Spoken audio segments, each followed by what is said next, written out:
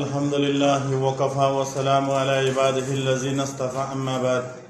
সম্মানিত প্রিয় বন্ধুগণ, মুসলমানদের দাইমি সুন্নত 11টি সুন্নত আছে।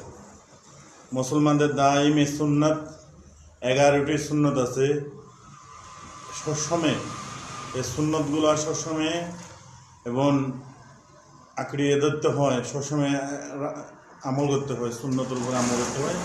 1 নম্বরের মধ্যে এটা মাথার মধ্যে টুপি রাখা সুন্নত, দাইমি সুন্নত সবসময়। 2 এবং মুসকে সাঁটা, অনেকে ব্লাড দিয়ে মানে কি পুরো এরকম ব্লাড না কেচি দিয়া এবং মুসকে সাঁটানো।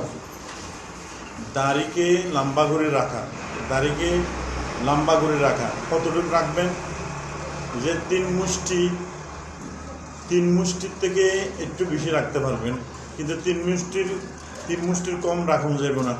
যে অনেকে ফতোয়া দেয়, বলে যে 40 কদমের থেকে যদি বোঝা যায় একটা মানুষের দাঁড়িয়ে আছে তাহলে হকা দেওয়া হবে না। ভাই, কোনো সাহাবা কেরাম আজমাইনরা দাড়িকে ছোট করে নেয়, দাড়িকে লম্বা রাখছে।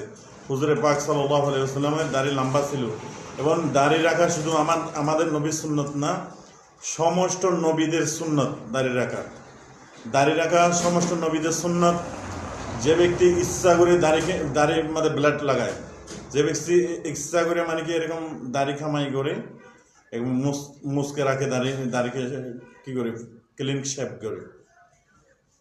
হাদিসে আছে, মানুষ তো ঘুমাইলে কিন্তু গুনাহ করে না, কিন্তু যে ব্যক্তি ইচ্ছা করে দাড়ির মধ্যে কোর লাগাইলেও অনবরত ফেরেশতারা এরকম গুনাহ লিখতে থাকে, না উযুবিল্লাহ।